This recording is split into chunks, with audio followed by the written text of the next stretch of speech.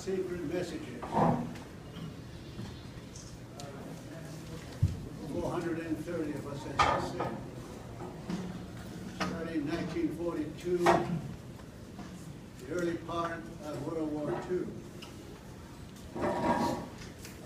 Someone familiar with the Navajo tribe suggested that Navajo language be used as a code. As I understand it, the way it started, the early part of the war, after the bombing of Pearl Harbor, the United States was getting ready to fight back in the Pacific. They ran into a real problem. The real problem was communication. The Japanese were very smart, very intelligent, and determined enemy. They were breaking every military code that was being used in the Pacific. So this made it very difficult for troop movements, shipping of supplies and equipment. They would know where you're going to be, and they'd be waiting for you. In any war, they tell us whoever has the best communication has tremendous advantage. So in this case, the Japanese had the advantage.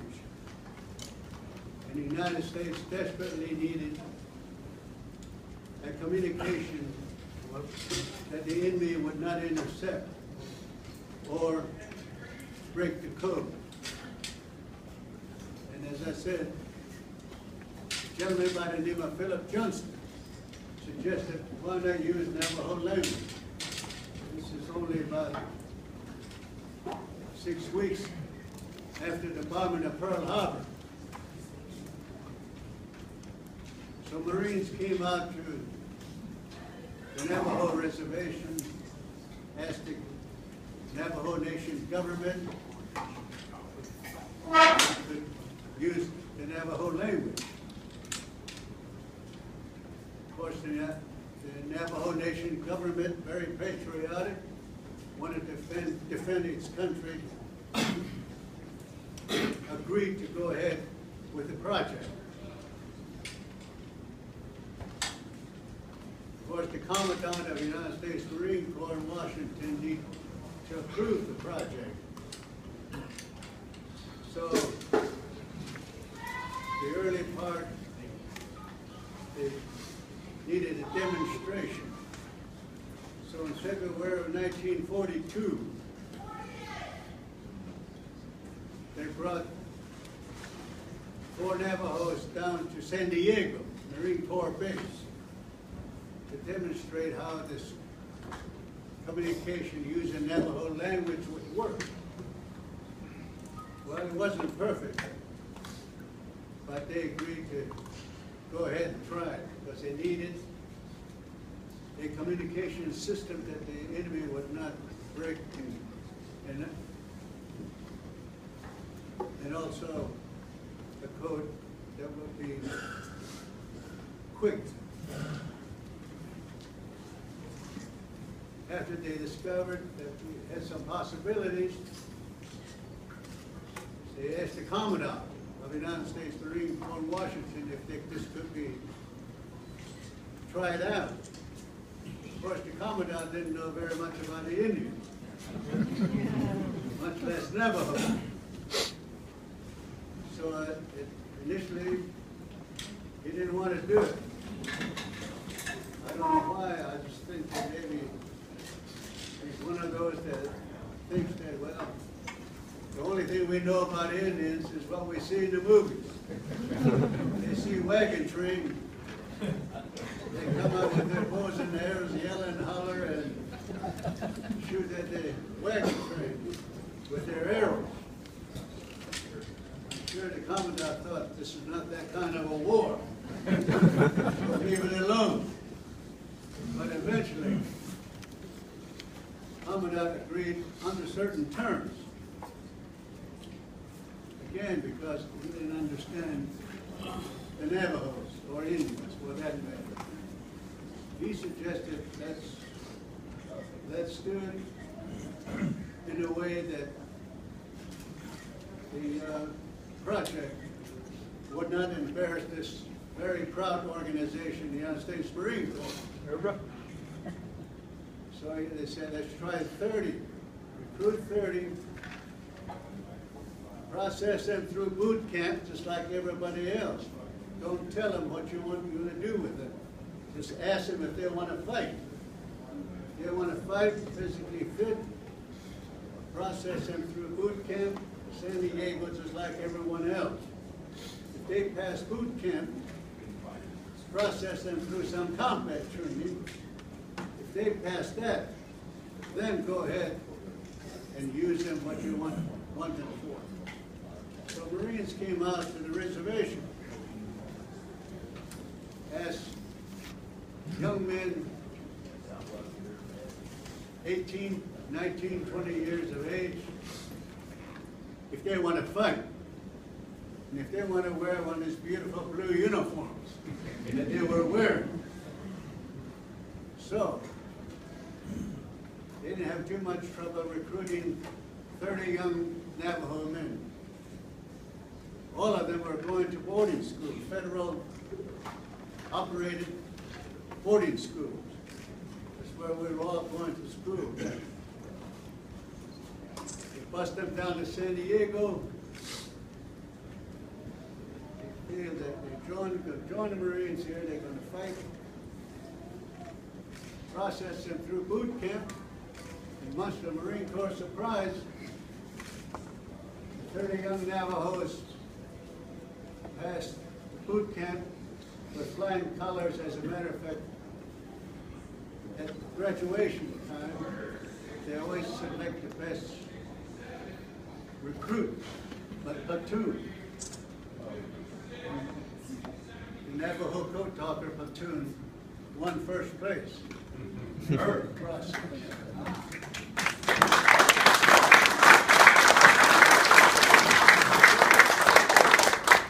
They were happy. See, one thing that the Commandant and Marines didn't know is that we grew up herding sheep, running after horses, cattle. We'd be herding sheep out there, rain or shine, blizzard, wind, snow blowing out there. Wherever the sheep sailed, that's where he stayed. So we're pretty much used to hard life. So Marine Corps boot camp was like a little vacation. It's nice. Cover over you, nice bed with clean sheets, 3 meals a day. Gosh, what else can you ask for? So that's why the Navajo's boot camp was a nice vacation. Seeing we went through combat training. Most all of us became sharpshooters, experts. The reason for that, again, is when we're out there on the reservation, we heard sheep. As soon as you're old enough to carry a 22 rifle, you get one. When you got that sheep, you didn't have Starbucks to go get sandwich or MacDonald's or Burger King. So how do you get your lunch? You shoot a rabbit, build a fire, barbecue, that's your lunch. So, hard life wasn't foreign to the Navajo recruits that came in. After they went through that, then they were separated, the ones that went in 1942, from the rest of the Marine Corps. They took them over to Camp Elliott, just east of San Diego, into a building, a high fence around it, guards at the gate, with the sign says, keep out, top secret operation. The colonel brought the 30 young Navajos into that building, got them into the classroom about this size. Said, gentlemen, you've done very well. Passed boot camp, combat training, you're ready to fight. But before you do that, we'd like for you to do something else.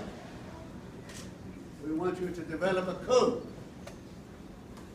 never using your language. This is the first time they heard about it. So this was a surprise. So here is a box full of simple military messages. Look at it. See how you could send these kind of messages using your language. But we want your language coded in such a way that even your people would not know what you're talking about. The Japanese should capture a Navajo. They have him listen in. So with all these instructions, the young men went in, pondered this whole situation. What are we getting into here? We volunteered to fight.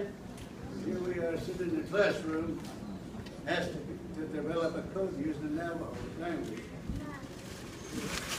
Start looking at the sample messages that are normally sent. Much to their discovery, these messages were all written in the English language using the English alphabet. This presented the first problem. Because Navajo is not a written language, we have no alphabet. So how in the world are you going to send the letter A or B in Navajo when you don't have any words for it? So, after going through a number of discussions, they decided, okay, why don't we develop code words for each letters of the English alphabet? One guy went to the blackboard, put a big letter A, and said, let's call the letter A Belasana. Belasana in Navajo is apple. Okay, they all agreed, okay, when you say Belasana, which is apple in Navajo, you write the letter A. How about B? After discussion, they agreed on to call the letter B Shush. Shush in Navajo is bear. The letter C, they agreed to call the letter C Massa. Massa is cat. You can't see what they were doing. Selecting code words for each letter that starts with that particular letter. Like apple starts with A. Bear starts with B. Cat starts with C. So they went down the line selecting code names. They were very careful to select code names that they would remember, because they were also thorough. You're not to take anything out of the classroom. So after each work session, we go through the door, search, make sure we don't take any notes outside. And we're not supposed to tell anyone what we were doing. Also, we would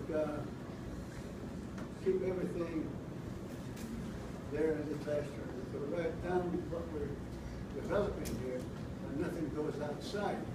Everything would be subject to memory only. These code words. So they're selecting code words that they could remember easily. Some letters have difficulty of reading what it should be called, like the letter J.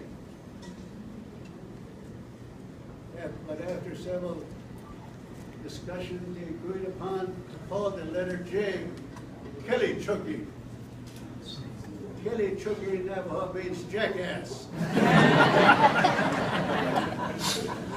On down the line to the letter Z.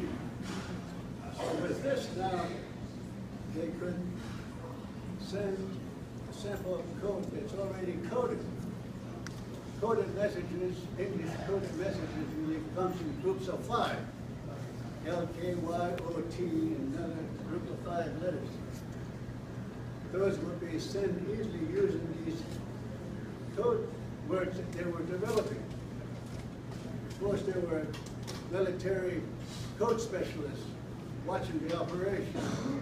And they say, fine, guys, these Japanese are very smart. Suppose you want to send the word like Guadalcanal. It has 4 A's in it. So you're not going to say Palasana, Palasana, Palasana, Palasana. Code breakers are very keen to repetition. So, okay, that's the way it is. We develop 3 code words for each letters of the English alphabet. The first A we come to in the word would be Palasana, apple. The second code word for the second letter A would be Walachi. Walachi in Navajo means ant, A-N-T. The third letter would be Tennet. Tennet in Navajo means axe, A-X-E. So, no repetition. You could spell Guadalcanal with only the first one, Palasana, the last A would be Palasana, but the other 2 A's would be Tennet and Walachi. And all of that is subject to memory only. After working 8 hours a day for 10 weeks, they developed 200, the first group that went in, the 30 of them, developed 260 code words. Code words for military organization like division, regiment, battalion, company, platoon, squad. They never had an army in Navajo, so we don't have words like that. So words for those have to be created. Words for weapons used, like hand grenade. We've never seen a hand grenade or anything like that until we got to San Diego. So what would be the code word for hand grenade? Nomasi. Nomasi in Navajo means potato.